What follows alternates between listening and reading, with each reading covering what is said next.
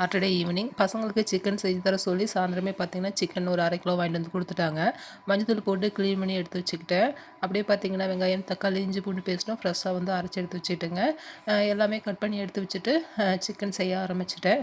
குக்கரில் பார்த்தீங்கன்னா கொஞ்சமாக எண்ணெய் விட்டு இதில் தக்காளி, வெங்காயம், இஞ்சி பூண்டு பேஸ்ட் சேர்த்து நல்லா வணக்கிட்டு இதோட பார்த்தீங்கன்னா சிக்கனும் சேர்த்துட்டேங்க. கொஞ்சமாக மஞ்சத்தூள் போட்டு உப்பு சேர்த்து தண்ணி விட்டு சிக்கனை வந்து வேக வச்சுட்டேன். பசங்க வந்து சூப் கேட்டதுனால தண்ணி கொஞ்சம் எக்ஸ்ட்ராவே ஊற்றி சிக்கனை வேக வச்சுக்கிட்டேன். ஒரு 2லேருந்து 3 விசில் வந்ததுக்கப்புறம் எடுத்துட்டு பசங்களுக்கு தனியாக சூப்பு எடுத்து வச்சுட்டு இதோட கொஞ்சமாக பெப்பர், ஜீரகத்தூள், கொஞ்சமாக மல்லி போட்டு பசங்களுக்கு கொடுத்துட்டேங்க.